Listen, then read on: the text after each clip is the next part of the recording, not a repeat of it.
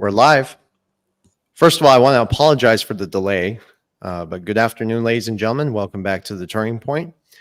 I also want to thank all of our friends, listeners, and supporters for helping us reach 40,000 subscribers. We just hit 40,000 last night. My brother and I were truly grateful for each and every one of you and what you guys mean to our community. We have so much to talk about today. It's hard to know where to start, but over the last 48 hours, we've seen significant downturns in the financial markets, escalating wars, more propaganda than ever to manipulate markets and the reactions and stir fear among retail investors. And retail investors naturally often act on emotion, and fear is a very powerful driver in the markets. So as we observe the economy, it's really coming to a standstill. Basically, borrowing and lending are being halted very slowly. This is gradually where this is all going eventually. The economy is just slowing down, which is going to certainly lead to societal paralysis and even anarchy eventually. Now, I'm not trying to scare you, but I think it's important that we all face the reality that the current administration and the political puppet show, they just continue to steal our wealth, impoverish us even further. And, this political puppet show, what you see happening with Camilla and Trump, it's just so blatant that it's absolutely clear. I don't think we have real, genuine representation looking out for our interests. They've never given a crap about us before. So what makes it different any now? And I think we just have to continuously take matters into our own hands, which is why we encourage you guys to support our channels and follow us, because we teach you how to capitalize and position yourself on all these everything that's just happening in the economy and what's happening in the world. So a lot to talk about. We're going to go ahead and start with Ripple's RLUSD, the stablecoin. Now, Edo and I and David, for almost 3 years now, we've been talking and telling people that a stablecoin from Ripple on the XRP ledger was coming. That vision has finally become a reality.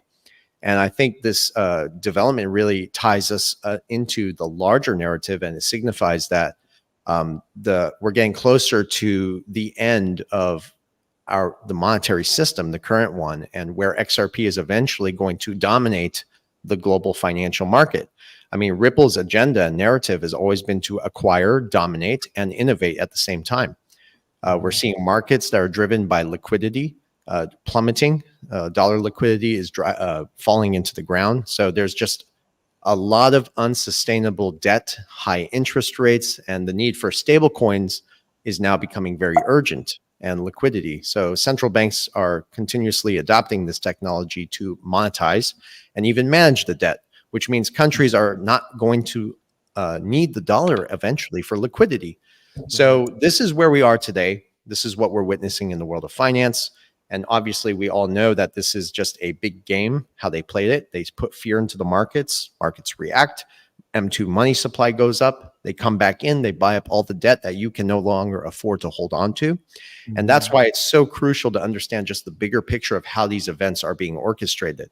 And I keep telling people that technical analysis is not going to give you the full story. There are a lot of people out there who put technical analysis. I don't follow that crap.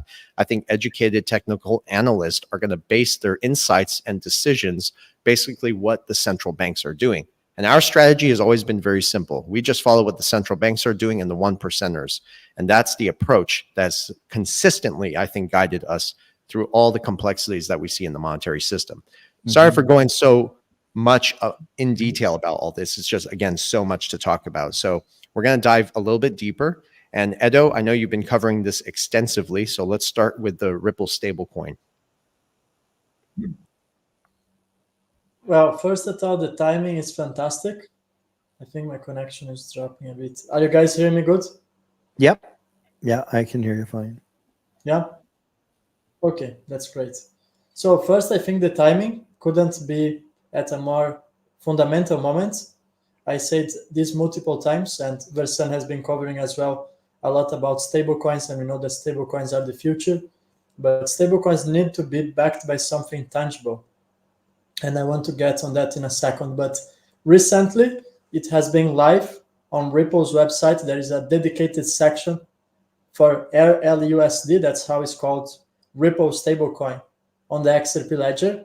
And I think that has made it very clear what we have always said, that the XRP ledger is not built for day-to-day use of the average citizen, but it's actually built for enterprises. It's built for financial institutions.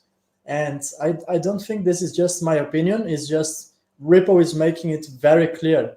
And it's actually silencing a lot of people that were questioning us on where we get this information that the XRP ledger is actually built for enterprises. Well, I got a quote here. If you guys allow me, I'll read the quote. And this comes straight from the article. So it's actually, I watched this person that works for Ripple in the Paris Blockchain Week. His name, just to say, it's Marcus Infanger. So he's the director of Ripple X, and he has been ahead on this matter of stablecoins. And Marcus has said that the XRP ledger is built to power institutional-grade financial use cases, thanks to its proven reliability, efficiency, and roadmap of comprehensive features such as, and he quotes here, automated market makers, as the upcoming decentralized identifier, lending protocol, and native Oracle support. The XRP ledger provides a strong foundation for real-world assets tokenization and institution-grade DeFi. So he made it very clear that they use it for tokenization and it's for institutional use case. So that's not our opinion. You can verify that statement on Ripple's website. And I'm finding that very interesting, that the timing. We have a market meltdown happening in front of our eyes. Stock market is crashing. You have Warren Buffett, he's sold even his Apple stocks. And this is similar to what happened during the pandemic. So it's from the same proportions of the previous market meltdown. And we have been talking, so I don't want to get away from Ripple stablecoin. We're going to talk about that in a second. But the timing that also Evergrande liquidation is taking place in China, and in the same time that Tether is ready to go out of businesses. And I have confidential documents, which I already mentioned. I called Versan some days ago to talk about this. And I have very great indicators that Tether is a ticking bomb. Tether is out there because policymakers are allowing Tether to be there. But as soon as they decide Tether will run out of business, I think that's the perfect moment for Ripple stablecoin to take over. And that's also tied to what's happening in Japan. And we're going to expand on that. It's a very complex subject, but hopefully in this live streaming, we have time to cover it all. David, your thoughts? Well, I think timing is absolutely key. Like you had just mentioned there, one of the things I've always thought about Tether is like, it could be an immediate thing. It could be another shoe to drop, maybe quote unquote a black swan where Tether literally implodes. However, I've often thought that they're just going to slowly cut its market share, make it more and more difficult around the world for Tether to be even utilized, and slowly squeeze them into a position where they just become non-existent. And as one diminishes, I do believe the other one is going to come up and start eating up that market share. In the stablecoin market, you're talking billions upon billions of dollars and daily volume. What a lot of folks don't think about when they think about stablecoins is how they're used for liquidity, like Versan had mentioned. Their main use case, because of course they're pegged towards fiat currency right now. That's why they're called stablecoins, because they're stably based towards that. Now they have to be backed by various assets, and Ripple are real. I love the way Brad Garlinghouse said this: real USD. Real USD. And why real USD? Well, because we know central banks are just like printing it like absolutely insane right now. The Federal Reserve, if you were to look at all these markets, and to stay on topic with the stablecoins, but markets are crashing all over the place, except what's being happening in the debt market is truly something else, because they're buying it up like literally crazy, and you can see it happening right before your very eyes. Well, what does that mean? Well, it means the creation of new dollars, doesn't it? And when you're talking about the creation of new dollars, you're talking about the weakening of the actual currency itself. Well, in that capacity, people's confidence is just being completely diminished, and when you think about stablecoins and how they interact with major institutions in storing and moving value, it is massive, massive, massive. And how these things generate income is, of course, you know, in Ripple's case, it's going to be US backed securities and other various instruments to back it to show that, in fact, it's auditable. It can be backed. Where Tether, it seems to be a revolving door, just like the central banks. You know, it's amazing when you see the price of Bitcoin move with the creation of Tether. It's absolutely obscene. I mean, it seems to me that there seems to be some level of collusion on a government level to allow this to continue, because it is absolute, you know, it's counterfeit. To me, it's like counterfeit money. It's a revolving door. You create the Tether goes, buys up Bitcoin, raises up the price, the Bitcoin backs the Tether, on and on and on. It is crazy. And so when I think about the stablecoin market, and I do think that, you know, if they should Tether be slowly diminish their market capitalization, Ripple's USD is going to come in there, RLUSD, I absolutely believe, and just gobble up that market, you know, and it is going to be massive. And it does show the utilization of the XRP ledger in a way that it was meant to function. And I agree. A lot of people don't look at it like that. They're just, you know, retail investors. Come on. One thing I would like to point out is a lot of the exchanges, you know, right now in this market crash, a lot of these various ways that people could get on and interact with their banks and this and that with respect, interestingly enough, they shut those down, multiplicity of them, so that retail could not literally, you know, go out there and, you know, sell or whatever. But do you think that institutions are under those same, you know, restrictions? Of course not. They have over the counter. And so it's just wild. But I do believe that we are literally, like Versan was saying, at the very, very end, and we are going to be transitioned into within 12 to 18 months. I'm absolutely convinced we are going to see a transition like most people haven't even imagined. And absolutely, this is going to be big, big, big. Yeah. I mean, I'm trying so hard to like put all of this into context for people, but there's just so much shit happening at once. And what I'm trying to say is, like, this is a currency crisis. But at the same time, you're seeing that this is being obscured by many misleading narratives, but the underlying problem is the same. We're seeing nations all around the world, and that's really what happened yesterday. They're beginning to mainstream this, that they're selling off their debt.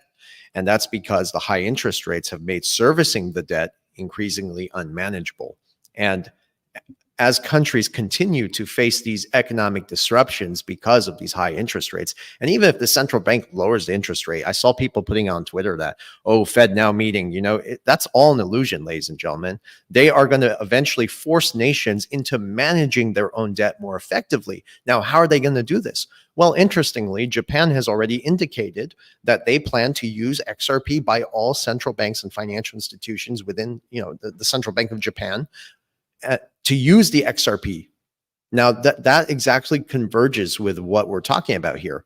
The $400 billion fire sale that happened in Japan, it's not just a financial maneuver to just show people that the bond market is selling off. It's part of a broader strategy to dismantle the existing Federal Reserve system so that they'll be caught red-handed at one point. But this is designed to also pave the way for the introduction of the new monetary system, where all central banks are going to use the XRP for liquidity.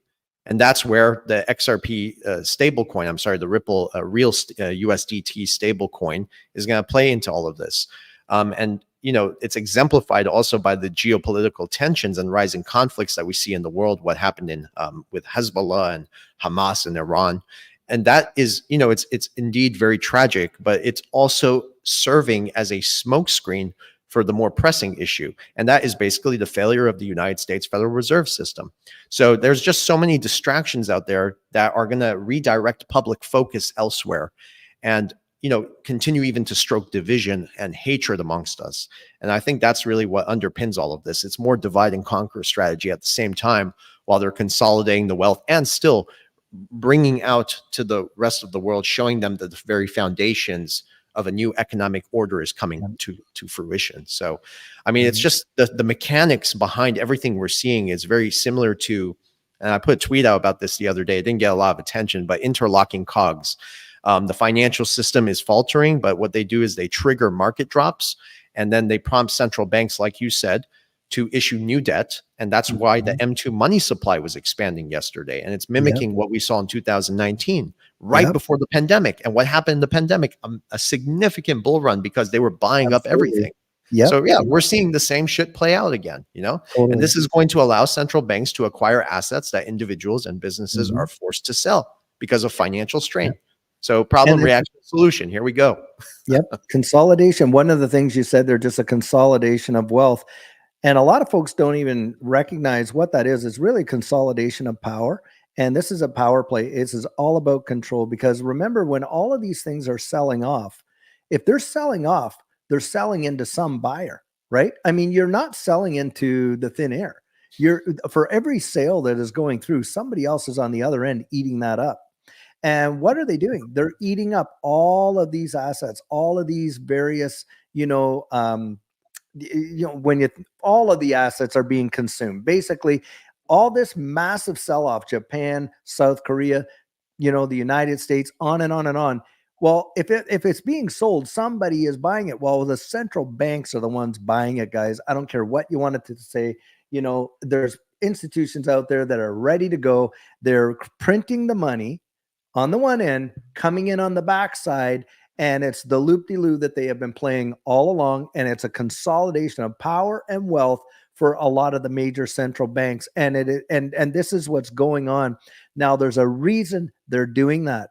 They're doing it because they intentionally plan on moving us into a situation where the consolidation of wealth and power is in just a few hands, and they can really force a lot of circumstances around the wide world. I absolutely believe it. There's zero doubt about it. It's practically prophetic that this is happening. And the way that I see it right now is most people are literally being taken down the garden path, and you're watching a lot of these major banks just getting fatter, wealthier. Well, you are wiping out. We are going into a neo-feudalistic system. That is the goal. That's why you got the WEF coming out there saying by 2030, you'll own nothing and be happy and all this kind of nonsense.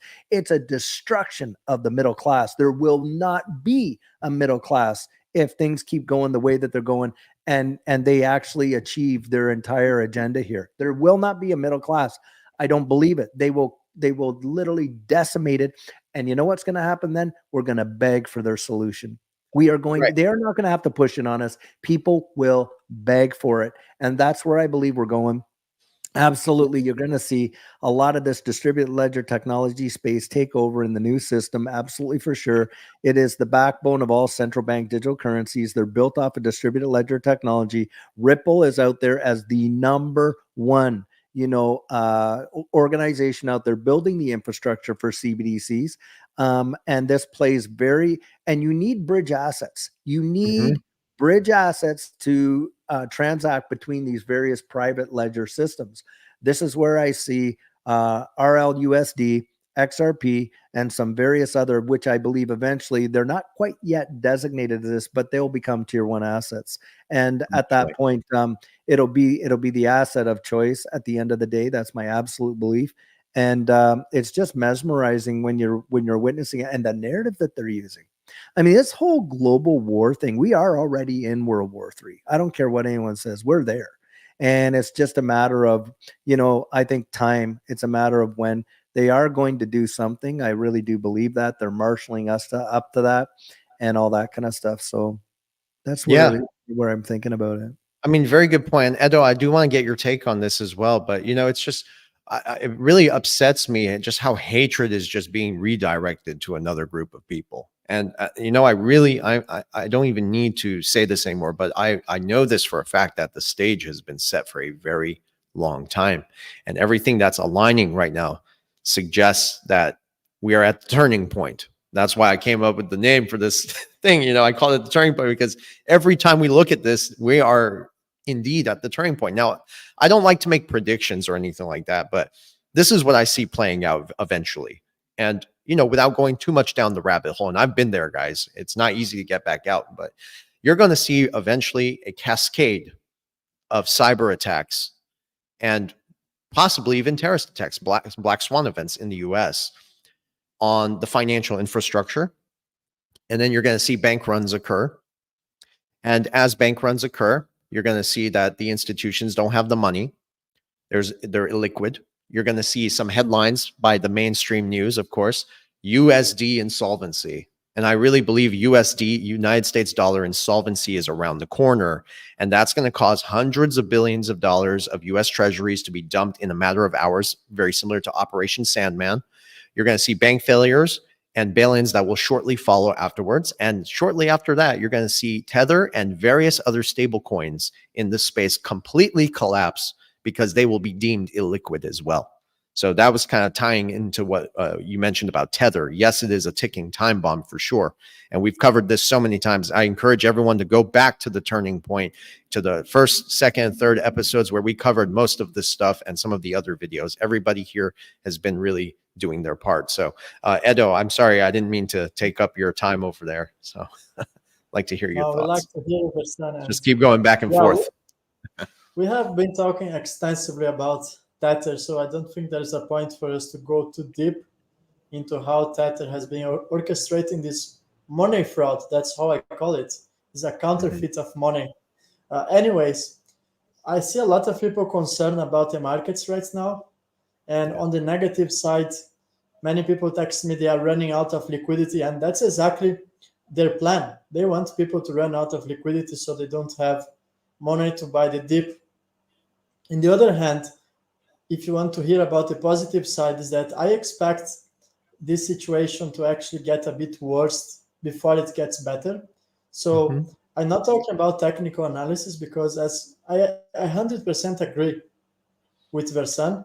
I think most people on technical analysis are missing the point. Just look, honestly, guys, go on Twitter and have a look of the old predictions about Bitcoin of most mainstream technical analysts. Show me one that was correct. I can't find one. And I spend a huge portion of my day looking on posts on Twitter, and I'm telling you, they have been completely off target. They were expecting Bitcoin to hit $100,000 and trillions of dollars were liquidated in long positions. You have to understand, this is a highly manipulated market, and you have only one solution, is hold and be patient. You need to have patience and you need to have a strategy. So the way they're going to make you lose is by, I just saw someone that got liquidated in their futures account today, and this person actually ended up selling all his spot assets to actually add up to try to fix the long position, and he just got liquidated. Now he has like 0 assets to his name. So you can't do the same mistakes. And I'm telling you from perspective, in the bull run of 2019, 2020, the previous cycle, well, I was a trader myself, daily trader. I was making $1,000 per day on trading. And at some point I had a huge loss. And I was asking to myself, was it really worth it to be stressing myself and trading extensively if one huge loss was enough to actually put me on the negative? And from that day, I still do trades, don't get me wrong, but it's not my main source of revenue. So nowadays, I really rely more on holding. And okay, I am in profits from spot, then I'm going to sell it and I'm going to cash out, not in Tether, not in USDT, but actually on something more tangible like euros. Now, the whole point I'm trying to make here is that technical analysts are missing the big picture. What is the big picture? And we spoke so many times about it. And I think if you watched our last live streaming, you should go back and watch the repetition. Whenever we saw Donald Trump that walks in a convention that is more like a cult, that's what it was. It was a cult. And you see everyone on Twitter 100% bullish on Bitcoin and saying that now Trump is embracing it as a reserve asset. And I ask myself, what a great reserve asset, right? It drops 20% in a day. Okay, let's that alone, the price fluctuation. But the point I'm trying to make here is that whenever they bring the establishment and they do this massive propaganda, and that's what they have done exactly last week. And the 4 of us, because we had Vandel as well, we were sitting here and saying, you know, this is fishy. I think something is going to happen, because whenever they are trying to bring the masses, what they want, why they want to bring mass attention to one asset? Well, that's simple. They want liquidity, because if they have liquidity, they can cash out. If they can cash out, they can then manipulate the markets send the price lower so they can buy it back. They not only liquidate millions of positions, both on the longs and shorts, because they also have mechanisms working, automated market makers that are liquidating, are making sure that longs and shorts are liquidated. And that's even trading boots. Don't get me wrong. It's not even someone pressing a button. The game is rigged in the same totally way rigged. that gold are rigged. The financial markets are rigged. Now, is it impossible to make money? No. If you understand the game, well, you have a great possibility to generate wealth. And I have been doing this for the past years. When I finally understood that the game is rigged, how funny is that? When I finally understood that the game is rigged, some people would say, well, if the game is rigged, I'm going to sell all of my assets. No, it's quite the opposite. Once you understand, you can profit. And you have to understand. I mean, all you got to do is follow the central banks. I mean, if you're following what the central banks are doing, 100%. yeah, well, the central banks, go ahead. I'm so sorry, man. I didn't mean to cut you off. No, it's just they're the ones dictating the terms of the economic conditions. 100%. That's it. And 100%. And with credit card delinquencies, inflation, hyperinflation is in the entire world. People unable to pay student loans debt. And all of this situation is creating a bubble where there is not enough liquidity in the markets. Well, you have seen that Germany has sent Bitcoin multiple times to the exchanges until they finally sold it because there was not enough liquidity. Some people are saying, oh, they are sending Bitcoin back and forward. What's going on? Well, there was not enough liquidity on the market. So when you have low liquidity in the markets, you have low support levels, and that's exactly what happened overnight. You can have massive drops of 15, 20%, even further, because there's not enough liquidity. So what to expect from now is the following.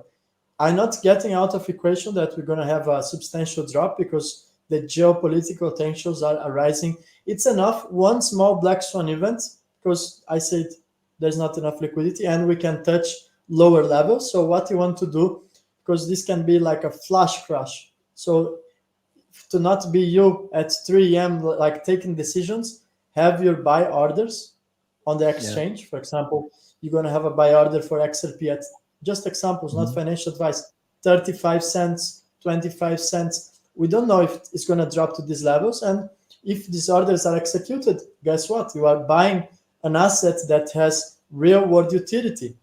Yeah. Fundamentals don't change when price drops. That's why we don't trade meme coins. That's why we are invested in the fundamentals. And one thing to think about when you think about that is you've got these exchanges that are allowing leverage trading at such amounts is absolutely insane. You know, I think I read when I was reporting my coffee chat this morning, I said it was like 1 billion. Literally by the time I had got off, new report came out, over 2 billion in 24 hours liquidated. Now, a lot of people that don't understand, you know, when we say liquidated, we're talking about people taking leverage positions on their trades, short or long, and they have to put up the security for that. They have to have that, the digital asset on the platform in order to make these trades, these leverage trades. Well, what they're doing is they're betting against the house, and the house is not going to lose. I'll tell you that right now. And in a lot of cases, when these liquidations happen, bang, that's it. They're done. They're over. Some people have literally taken years to build up their positions, and in one trade get absolutely liquidated. The whole thing is literally gone. And you don't even have to have that big a leverage. It could be just a 3x or something like that. And that will cause an absolute liquidation. And by the way, they know the targets, they see the numbers, they know how they have to go, and you can almost see it strategically happening where they're hitting various levels in order to make those liquidations. And then the thing bounces back. They get the shorts and they get the longs. And it's a totally manipulated market in that capacity. I mean, these major players, they have had their hands literally slapped. How many times? It's a cost of doing business for them. In the precious metal markets, we know manipulation has been going on for decades in the paper market. We've had JP Morgan serve a $977 million fine, something to that effect, for manipulating that market. Do you think that really bothers them when they think of the billions upon billions that they've actually made doing that manipulation? Of course they don't. And that's what we're seeing.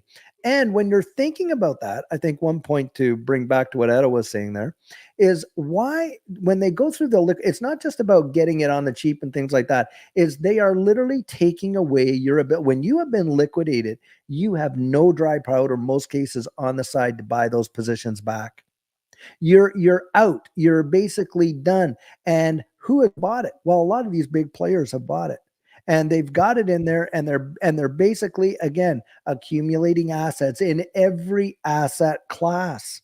Think about that. We're not just talking about one or two. No, they want it all. That is the bottom line.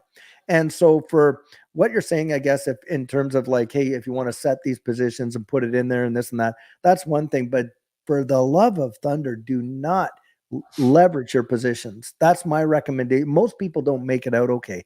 You have to be such a, even the ones that are in there doing the day trading or the minute by minute, hour by hour trading, even most of those people do not make money. I'm going to tell you right now, they don't. I agree. They get absolutely taken. And so you want to be strategic. You want to hold and long-term. Something Versan had said that is something we have rang out many, many, many times. It's the long-term fundamentals that are going to make the difference. Where are we going? Where is the world going in the future? I mean, we have seen it. I have lived through it. Now, look, when the internet came out, 1980s, 1990s, I was old enough, married, having children at that time. Most people looked at the internet as a novelty, and yet it revolutionized how the world even works, and banking. In fact, banking now, if you had a blackout, global blackout, internet blackout for something like even an hour or two, you'd be talking about trillions of dollars in losses, when just back then they didn't even need the internet, right? That's how dependent we have become upon it. Do you think this distributed ledger technology isn't going to make that kind of move? I think it's going to swallow the internet and everything else whole. And I think it's going to be a powerful, now think of that long term. Yeah, okay, we're dealing in the pennies right now. Do you think it's going to stay there? I don't. I personally don't. Not on your life. And it concerns me sometimes. I look at all the narratives that are being put out, even by people on Twitter, on X, and even YouTube, and people are just not realistic about the situation we're in. And it's like we've covered this so many times, but we are trapped in a never-ending debt cycle where new debt is issued to sustain existing debt. But the problem with what people don't understand is, and like you said, leverage is there too. And delinquencies are all-time highs. People are falling into poverty faster than ever. But the cycle is unsustainable, not just for us, but also by the political leaders who continue to sell a viable solution. And I think that's where we can turn this conversation into what we see, the political reality show with Trump and Kamala Harris. Yeah. And I really don't believe that there is any real solution to this. There is not. Many people in this space, I agree with you, and many people in this space, and I have spoken to people off record like you would not believe, guys. You guys know this. I talk to you off record about this all the time. So this debt jubilee, and I talked about this with Martin as well. Yeah. He said that it's going to happen. But remember, and again, the fundamentals, that one person's debt is somebody else's asset. So who benefits from this? And you have to ask those questions. And that's the problem in this space. Nobody is asking the right questions. And that's what pisses me off with a lot of the YouTubers out there. And this is why I have a very small circle. It's because people are not asking the right questions. If you ask those questions, you're going to understand that this debt jubilee is a trap. It's going to come at a very not going to be free. It's not going to be free. Right. And you mentioned this before, and you actually covered it pretty well. So I just want people to be mindful of all of this. And that's why it's so important, again, to have physical assets. If you really want freedom, it's not going to be in the system. Can you make money by investing in the infrastructure for the new technologies, the emerging economic order? Absolutely. But it's not secure, as in your transactions are going to always be seen. Monitored. Okay? Now, the difference between XRP and some of the other technologies, or CBDC, is that it resists institutional control as far as conducting transactions. You have that sovereignty, which is why governments are seeking this. but it doesn't limit them to seeing what you're able to transact, what you're buying, what you're selling. And I really don't understand how it's going to play out as far as is the central bank going to get involved as far as creating a public wallet where you transact on. And my point, though, is that even when you're in a system like that, if you said something like screw Joe Biden, you can get restricted from transacting. That way they can convince you not to go, not to speak your mind if you wanted to. For What instance, you're talking about there is a positive and a negative reinforcement mechanism where they are literally, it's social engineering 101. That's why we're talking about a social credit score coming into the marketplace. And it is and what do you think ESG is? ESG, all that is when they're throwing that out, that is just a corporate credit, social credit score is what we're talking about there. They're utilizing a lot of these things to totally control and manipulate markets and control and manipulate behavior. I mean, we see it all the time in these social media platforms where they will reward and they will and you see it, and I don't care what they want to call it, shadow banning, whatever, but I have been there where I have literally seen views go in reverse on various subjects and things like that. And, you're like, how is that even possible? How can you get negative amount of views, right? But I've been there to see the algorithms work this out. Remember, a lot of this is being monitored through AI, and they are out there allowing and crafting a narrative, and they will suppress anything that does not agree with that narrative. And we're watching it around the wide world. You brought up something very important. Where is all this violence and this division and all this foment going on, like we're seeing in Europe right now, the UK, and on and on and on, where you're watching a narrative being targeted towards one group over another group, and it's causing such a distraction of infighting when the real enemy is the one who created the snowball, got it rolling downhill, and stepped back while the other ones eat each other alive.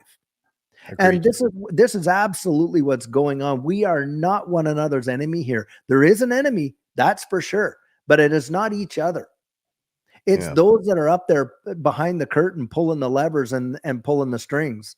And they have been the same group that have done this. Now they know dang well that they're leading us down it is impossible.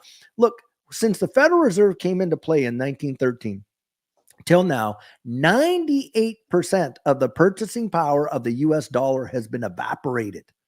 Right. Do you know that I believe that they are literally going to take that in the negative territory, where it's going to be like 100, maybe 120% of that value is gone, something to that effect, until they absolutely squeeze the very last dollar out of the system. You take away the central bank's ability to issue even $1, it is game over. And they know that that's what's coming. They have no choice but to do this. And they got the revolving door that they have been doing this on and on and on. And the reality is, it is literally, we are going right down that spiral tube. They know it. And so as a result, what are they doing? The infrastructure is being laid. It has already been laid. For us to be in this new financial system. People think that we're literally talking conspiracy here, but how many of the things have we talked about that have come to pass? Yeah, literally have come to pass. And I mean, to me, it's almost like watching now. It's like watching the proverbial handwriting on the wall. But something I want to point out, Edo, you were saying earlier how we haven't seen a situation like this since last C19, right? So C19 comes in, and we see this massive, massive crash in markets worldwide. Bang, boom, boom, like that. And Versan, you picked up on it and you said, but we saw one of the biggest secular bull markets the world has ever seen. Well, that was not retail stimulus money that was raising up the market. That's hogwash. Yeah. That was institutional central bank money that were buying everything up, literally consolidating as much as they possibly could. And that's what happened. Now, Judy and I, look, we fell into it at that time because we were looking for traditional hedges and it wasn't even available. You couldn't buy gold or silver.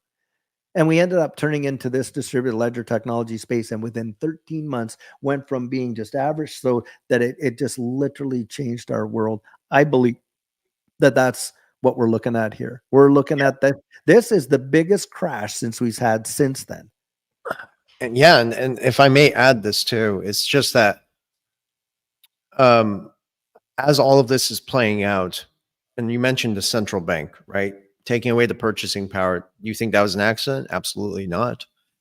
And what they've done is they create a situation where they can easily take away, you're seeing this gradual erosion of individual freedoms. And Yes. that's because the central banks can control the money supply. Yep. Therefore, they can influence the economic Mhm. conditions to which we are all subject to.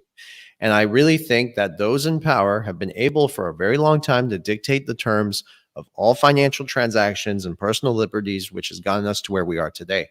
You Ladies want to and see gentlemen, that? I Yep. hate to say this and I hate to be repetitious, but it's necessary. This Yep. is not just about money, it's about control. And And I think freedom. freedom, control, rights.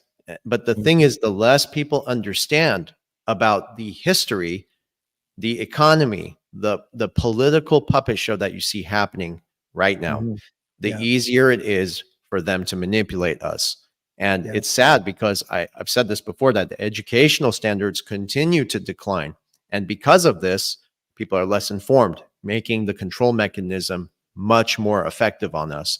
And I keep saying that we are witnessing two major Mm. shows. You have the one on the surface, and that's exactly what you're seeing with Trump and Kamala Harris, is political drama designed to captivate the public attention of people who do not understand what's happening underneath of Yeah. a far more significant and sinister agenda at play. It's very, And very. not selling fear, ladies and gentlemen. We do Nope. not sell fear here. I've seen a lot of people say I'm black pilling everyone. That is bullshit. Okay. Mhm. I'm here to educate people to understand what their ultimate goal is. It's not the preservation of democracy. It has never been. It's not about the protection of human rights. It's about the fucking concentration of wealth and power. It's Excuse my language, neo-feudalism. guys. It's You know, neo-feudalism. Look, you want to talk capital controls. A lot of people think, oh, well, they're not under capital controls. How many people literally are using debit cards? How often do you carry cash in your wallet? Now, I'll tell you what, they sold us on this idea that cash is bad and it's too risky. What if you lose it? Someone steals it, da da da da, on and on and on. That cash is bad. Well, cash they could not track your transactions with, right? So you come up with this whole debit system. Now with the debit system, interestingly enough, what limit? They put limits on your debit cards. So what are you talking about there? You're talking about capital controls, right? Because if you're out there shopping and buying something and it is beyond your limit, your point of sale limit, $3,000, whatever it is, I'm sorry, but you're not getting it. You phone your bank. I've literally been in the situation. You phone your bank, you got the money. Oh, we can't raise your point of sale. It's my own money. Why can't you raise my point of sale limit? Oh, no, it's for your own good, just in case you lose it. Oh, really? You mean like, my debit card where I have that thousands upon thousands in the bank that I can use, but you're limiting my purchasing on my debit card. Meanwhile, you issue me a credit card with a $25,000 limit on that. I could lose both pieces of plastic. It's hogwash. And what it is, it's about tracking your spending habits, about knowing what you're spending on. It's about control, control, control. Think about this. There is only now 4 to 5% of all money on deposits can be converted into cash. That's it. And Yeah. as we've spoken to on prior programs, in certain jurisdictions around the world, it is literally illegal to transact in cash above a certain dollar value. Now that is obscene when it's supposedly legal currency. Why? Oh, you might be committing a fraud. You have got to be kidding me. The biggest fraud that's been ever perpetrated on, the global populace has been this money fraud with the dollar system as is. It's the biggest fraud because every time that they print more and they reduce the purchasing power, they're literally stealing from us. There's no other way to say it. Because what are they doing? They're reaching in your pocket. They're destroying the very purchasing power of what you earn. So it buys less and less and less. It's an organized theft. But that's Yeah. what's going on. So we're like what you're saying, we are already in a capital control system. It's just going to become more oppressive. Why? Because I really believe they want neo-feudalism. Remember the feudal system was you had lords and serfs. There was no middle class. There was those that had the control and those that were subject to the control. Bottom line. And of course, you'd have different echelons of the control as you got up there in the Lord system, the way in which they did it. But that's in fact what we're going to. It seems to be that's where they want to take us. At least that's my opinion on it. No, yeah, I think we have a crystal clear view on all of this. Edo, I'd like to get your take. First, just send a special thanks for the audience. We have almost 4,000 people watching Really? live. Oh, And wow. yeah, and I'm sure it will be thousands of people watching the repetitions, which will be, you can watch the repetition in the multiple channels that we are streaming. So I want to comment something about censorship. And I think even us here, we have to be careful with what we are saying. And I want to share a quick story that happened to me Wednesday of last week. So I also do a live streaming, which happens to be in Spanish. Versan, I think you met some of my Spanish friends where we do this live streaming on TikTok. And we were in the middle of the live streaming we were talking about XRP, the whole stuff that was going on in Venezuela. And we also mentioned something about the pandemic, but not even using the words. We are very careful. And the live streaming just went down. So just like imagine we are live now and this just shuts down. And we got a message from TikTok. They ban our accounts for some days, and they also Oh, wow. preventing us from going live, and they delete the recording. So we Wow. cannot have access to the recording of the live streaming. So they just decided like that. How crazy is that? And I'm just sharing this because I think as time passes, the situation will become more and more controlled. I think Mhm. it will come to a point. Yeah. Even to talk about XRP will be difficult in a live streaming like this. Yeah. I Thanks for also got sharing. a video of mine on TikTok where I made some XRP price estimatives, and they also took down the video had when it was reaching over 150,000 views. So there is a lot of censorship, and it's funny how they are targeting, especially the digital asset XRP. And I have seen this multiple times with other content creators on YouTube that got banned for talking Speaks about volumes. XRP. Yeah. Of course. Speaks volumes. Well, About I wanted the to touch. Go ahead. Go yeah, ahead. I'm so sorry, Edo. Please. just Yeah. about the cash. I think in Europe the situation is also running out of control. We have spoken multiple times here. That's now the European Central Bank considers you a criminal if you do purchases above $1,000, 1,000 euros in cash. And Christine Lagarde has openly said that. It's Of ironic course, because that's criminal. Yeah, that's criminal. we can still bypass this in many instances. But well, when I went to Paris a couple of months ago, I couldn't already pay for my hotel. It was not even a large amount. I think something like 500 euros, and I was not allowed to pay by cash. They had on the website. I tried to pay by cash, and they said when you actually booked a reservation, you agreed that you cannot pay by cash. And I said I never agree with that. And they told me to go look on the reservation. So there was very small letters. And Yeah, of indeed, course. they have said, we don't accept payments in cash over 150 euros, not even Well, and 1,000 probably a euros. one night, but that probably doesn't even cover one night's room. No, because Right. in Paris now they also have an extra look the craziness of the situation. Not only you pay for your room, but they also implemented a tax that goes per night per person. So it's around 20 euros per person per night. So if you are a family of five, it's 100 euros in taxes per night. So if you Yeah. go 5 days and you are around four people, that's going to cost you 400 euros for some Yeah. tax. That it's ridiculous. And if they wanted to cut you anyways, out of the financial system, they could literally just close down your credit cards, your debit cards, all your access, and all of a sudden you're cut off. I mean, they've already Completely. done that. That's what happened in Canada. So that's Yes. just a show of force that they can accomplish this if they want to. But this time it's going to be different because you're going to have all the central banks, Doing it at all the one time. governments colluding together. Yeah. And this is, again, designed to do the political reform to get Yep. to a new kind of government. We won't even get into that in this Yeah, conversation. well, but remember, one thing- Basel III was set up by 28 central banks from around the wide world. yeah, and yeah, that's even there. If Yeah. you guys, when I was in the Paris Blockchain Week, and I do recommend you guys to go there because there's a lot of things going on.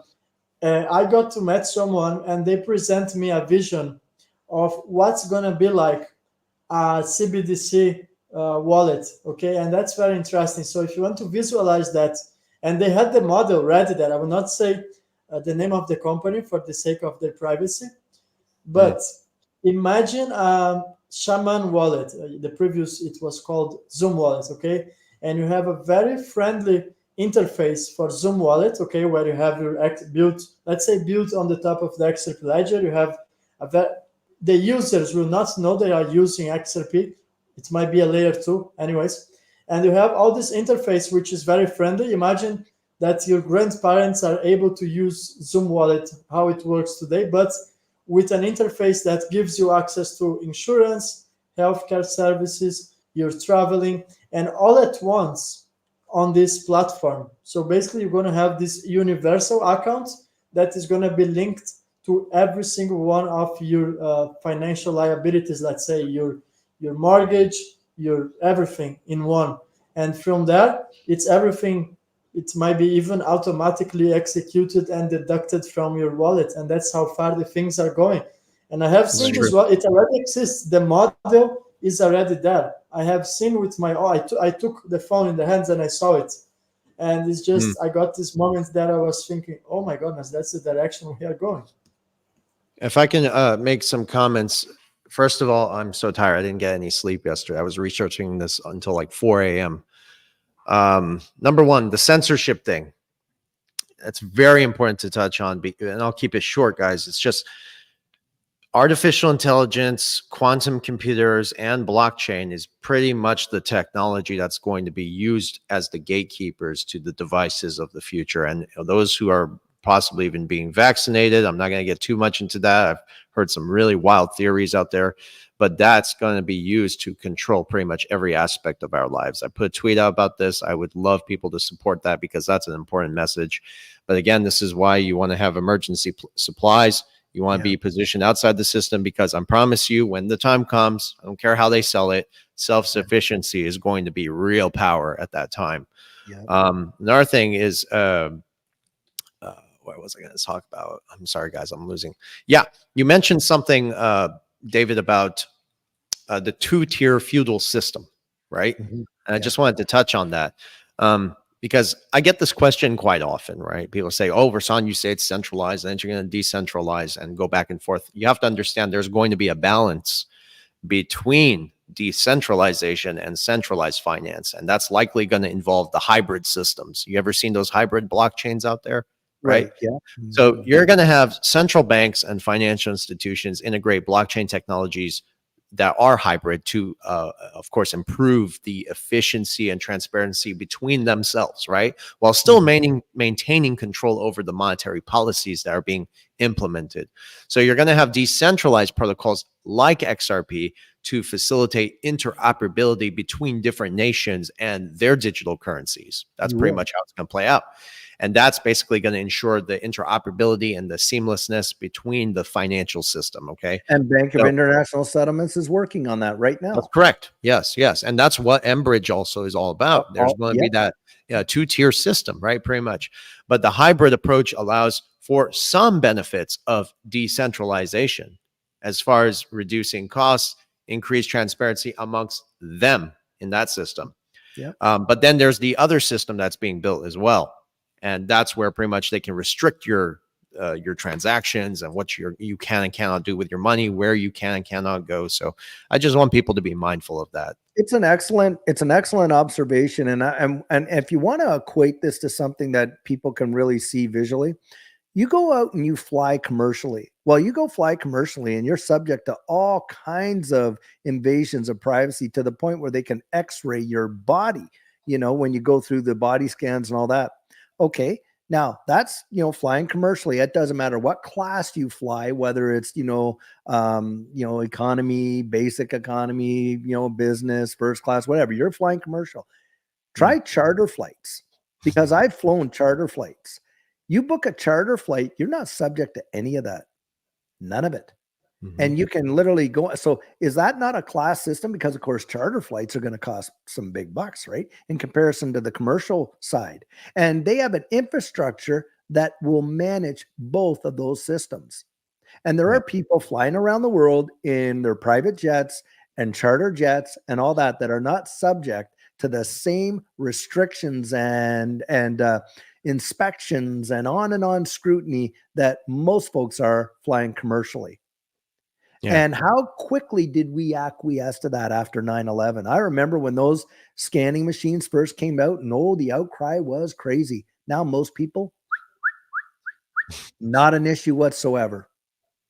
I True. mean, that's phenomenal. So when you're talking about a two-tiered system with a hybrid system, I absolutely 100% agree. They're going to have a system for those and a system for us, That's right. Yeah. and that's just the way it is. And last thing I'll touch on as far as the lawsuit. I know I don't cover the lawsuit as much as I used to before. Mm-hmm. And there's reasons for this. First of all, I've covered everything there is about the lawsuit, right? Yeah. And if you understand this from a bigger picture, you look at what's happening in the world today. And, to the audience, like everything you see happening is falling exactly into place as we described with the geopolitical shift we're already seeing in the world today. It just continuously reflects on the broader narrative of the direction central banks have always wanted to go to. And that's digital currencies and blockchain technology, which of course explains the relationships with Ripple, positioning XRP as a key player in all of this. But my point though is that regarding the lawsuit, Ripple and the digital asset XRP has become too significant, too important, too big for even the SEC. Therefore, a settlement is, first of all, unnecessary, doesn't mean shit, and yet inevitable at the same time. Everything is just falling into place. So I don't even talk about the lawsuit anymore. You guys know it's a smokescreen, right? Well, so you don't exactly. you don't even need it to see price appreciation. If you're talking Filter about out the noise. That's what I do. If people are just looking for price appreciation on XRP, look, last go around, the lawsuit was filed in December of 2020. And of course, it was no certainty whatsoever as to which way it was going to go. XRP still did a 1,200%, return in that last run, even though it was delisted from all those exchanges and had this, freshly minted SEC lawsuit on it. I actually don't believe at the end of the day that the lawsuit, look, if they're going to move it, it's going to move. It's just, that's the way I look at it. Do I think a resolution is coming? Absolutely, I do. Do I think, it's going to have, I already think that it's already set out. If you want to, I really believe the decisions have already been made. And that's just how I look at it. Now, I know this is kind of crazy, but it would not surprise me if we found out there was that Ripple, SEC, the court, who, the whole thing seems to be like, it would not surprise me to find out that there was involvement at all levels anyway. I know that sounds a little conspiratorial, but that's how I think about it. I think, I think a decision's been made. There's been a design at work for a long, long time. And it's just a matter of it all playing out. It's a catalyst to accelerate the adoption of the distributed ledger technology, which is what they're after. And interestingly, the IMF even said that blockchain technologies could help mitigate bubbles in the debt and crypto markets. Interesting. Well, I think that's what XRP is going to do. Yeah. And I think Bitcoin was the entry drug. Of course. Yeah. And I had a really good discussion with Martin Armstrong. If you guys haven't watched, I encourage you to. Yeah. It's probably the best interview I've done in a long time. I had such an insightful conversation on and off record. Told me some crazy stuff, but we're going to be doing a part 2 very soon. So yeah. Oh, that's great. Yeah, no, it was good information. I think you're right on point, with what you're going through. I just think a lot of times it's hard for them to really digest. Because isn't it true that like there's just so much going on at one time? Yeah. When you think about it, but how they're all interconnected with one another is truly phenomenal. This whole Israel and Iran type of conflict that's going on over there. Yeah. It hurts my feelings when I see what's happening in the Middle East because, many of the listeners know I'm from there. And I can promise you, America and the rest of the world has a very, very distorted view on what they really believe out there, what the people want there. They want nothing more than what we want. They want peace. They want prosperity. They want compassion. The whole stuff you see about Islam extremists, you see how they keep putting the word Islam, Muslims. That's hatred. They're trying to build the narrative by putting that narrative out there. But I can promise you one thing. That's not what they want. I grew up in that country. I was born and raised in Saudi Arabia. I lived in Dubai. People are not like that. They don't condone violence. They condone peace.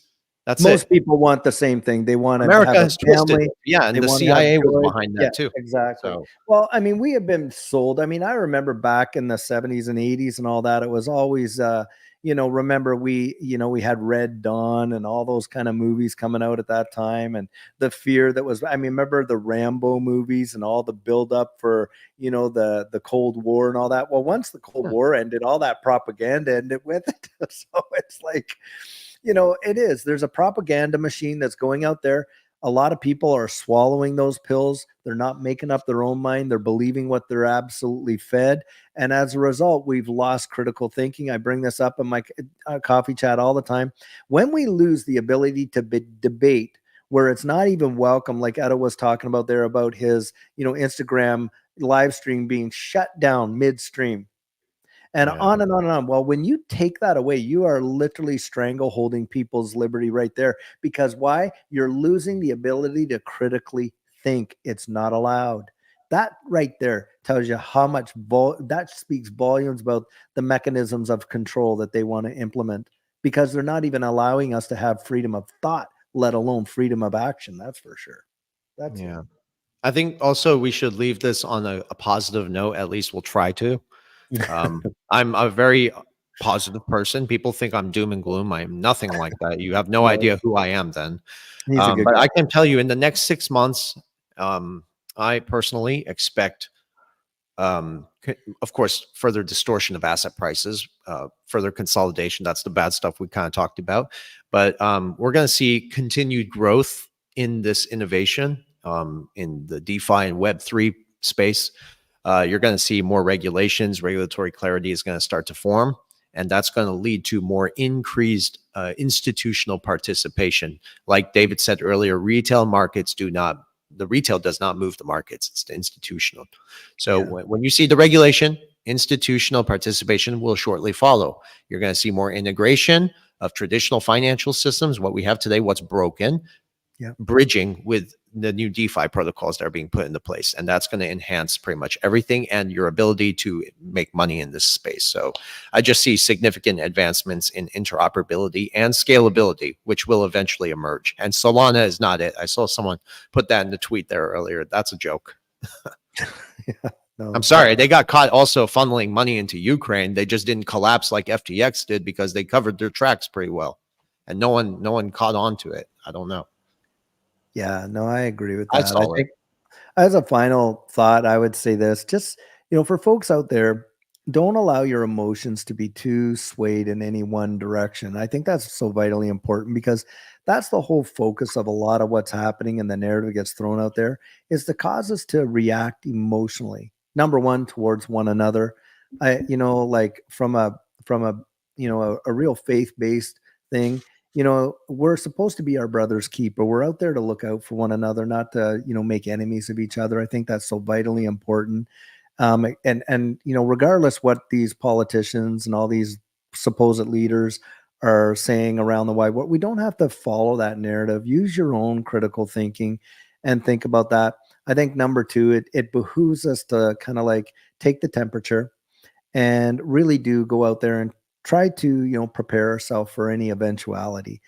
Should we get locked out of our bank accounts, things like that, having other means of consideration, whether that be precious metals or whatever, having a little extra on the side, food and the various things that we use, that makes very common sense. Get yourself mentally, spiritually prepared. Don't allow yourself to fall into the anxiety trap where you're just paralyzed by, fear, right? That's how they manipulate us. The markets are manipulated by fear. And we just want to kind of take ourselves out of that equation. And this is where just making sure that you're centered, you have a good constitution, and you allow peace to kind of reign in your life, then it's not so much a reaction to circumstances, right? That's the only thing we have control of. We can't control what happens out there in the wide world, but we can bring ourselves to a place where we're able to control how we react to it, at least. And so I think that, and when it comes to your investments, don't make any decisions based on fear. just don't do that. Don't let yourself get sucked into FOMO, and don't get fudded out, with that fear, uncertainty, and doubt. Just kind of be level, look down the road, and take it moment by moment. If you can't do a day at a time, take it a moment at a time. That's what I'd encourage. Beautifully said, David. And you are our spiritual advisor now. I just Edo, I'm sorry if I hijacked the conversation, man, but I want to hear Edo as well, man. I love listening to Edo talk. We need to do a phone call later. Very aligned with David. I think it's the time to have patience. It's the time to when you are very stressed, you can't see things clearly. So I think the first thing, you need to relax. If you guys are able, take a flight, come to Greece, go to some Greek islands, spend some time at the sea, and you see that the stress levels, they're going to drop. But I think most fundamentally, well, if you can't do that, you should actually have a plan. And when you have a solid plan, you don't have to worry about price fluctuations. You have your buy orders, you have your stop losses if that's the case. And most importantly, as things are accelerating, and I think I had this insight yesterday. For some minutes, I was thinking, holy cow, the things are actually accelerating and happening actually a bit faster than I was expecting. So with all this uncertainty in the markets, with all this stock market collapsing situation, low liquidity, we are just one small black swan event for something very bad to happen in the market. So first, you don't want to have any stable coins like Tether. In my opinion, you should, if you have money in exchanges, because I know you shouldn't, but being practical, I do have some cash because I trade in some exchanges. So I have if I have on the exchanges, I will not have USDT. I'll have in euros, in Swiss francs, or anything that's more stable than stable coins like Tether, because Tether can go down. I'm telling you guys, I wouldn't be talking extensively about Tether. It can lose its peg. And not only Tether, by the way. So the second thing eventually. Don't leave the majority of your investments in exchanges. And I will say this many times. If you have some funds, it's okay. In my case, yes, I have 10 to 20% of my entire portfolio is on exchanges. If tomorrow there is a collapse and it goes to zero, I'm not affected as much. I will sleep just fine in the night because I know I have my digital assets in multiple cold wallets. Not in one, but I have in many cold wallets, and they are safeguarded. I have all the necessary measurements to ensure there's the safety of my digital assets. So you want to have your digital assets protected. You don't want to rely on exchanges, and you don't want to hold the majority of your funds in stable coins that are not tied to anything tangible. That being said, I want to send a special thanks for over 4,000 people, and it's still going on. I'm sure if we keep the live streaming going, we would hit 5,000-6,000 people. That's a lot of people. And we know that a lot are going to watch the repetition. So thank you, everyone, for your kindness. I think the best is yet to come. And I am sure it's coming faster than even we were initially thinking, because things are accelerating quickly. Very nice. I hope I can leave you guys with a positive message as well. Just be mindful of everything we've talked about. Do your own research. Keep your digital assets offline. You don't want to be vulnerable to cyber threats, whatever. Also, as far as investments, check out Caspa. I think I mentioned this a few times. They have real fundamentals, and it can actually play a small role in, I would say, the short term if you're looking to like get a return on your investments. Sorry, guys, I'm like half asleep still. So, okay, we'll talk next week. And thank you guys for all your support, and of course, helping us get to 40,000 subscribers. I hope we can grow faster. That'd be nice. And yeah, we'll see you next week. All right. Great chat. Just a last message. Don't send your funds to fake accounts, guys. It's every time fake accounts of ours on Twitter, on YouTube, they will answer to the comments like, Edo answered you. It's not true. Please verify it and don't send your funds. If they promise crazy returns, it doesn't exist. You're going to send 1,000 XRP and in 24 hours you're going to have 2,000. That's just a fraud. So please don't fall for Yeah. scams. 99% of the times is a scam, so please be aware of that. Yeah. Thank you. Okay, guys. We'll talk later, all right? Thank you You again bet. to the audience. Everyone have a wonderful day or a wonderful evening, all right? Good night. Good night. Say good night. Good night.